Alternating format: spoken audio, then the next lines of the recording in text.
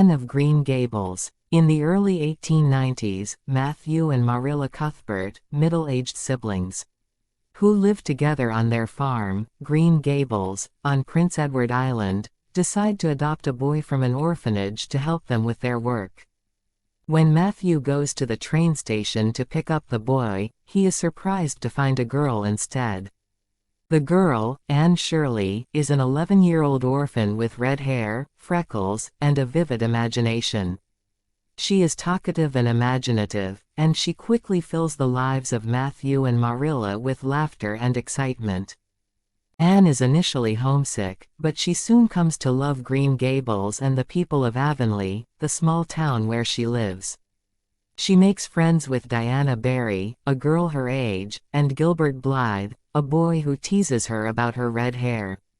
Anne attends school and learns about the world around her. She is a quick learner and she has a natural talent for writing. She also has a strong sense of justice and she is always willing to stand up for what she believes in.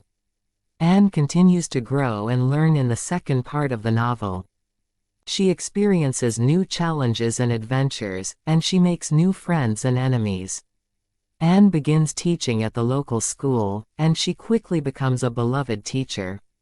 She is also involved in many community activities, such as the church choir and the Ladies' Aid Society.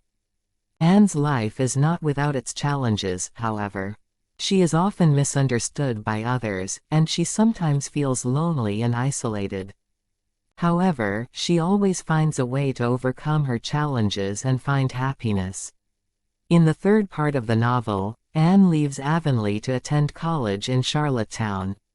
She is excited to start a new chapter in her life, but she is also nervous about leaving her home and friends behind. Anne quickly adapts to college life, and she makes new friends and professors. She is also involved in many extracurricular activities, such as the debating team and the student newspaper. Anne's time at college is a time of great growth and change for her. She learns about the world and about herself, and she begins to develop her own unique identity. After graduating from college, Anne teaches for a year before accepting a job as principal of a small school in Summerside. She is excited to start her new job, but she is also nervous about leaving her home and friends behind. Anne quickly adapts to her new life in Summerside, and she makes new friends and colleagues. She is also involved in many community activities, such as the church choir and the Ladies' Aid Society. Anne's life is not without its challenges, however. She is often misunderstood by others, and she sometimes feels lonely and isolated. However, she always finds a way to overcome her challenges and find happiness.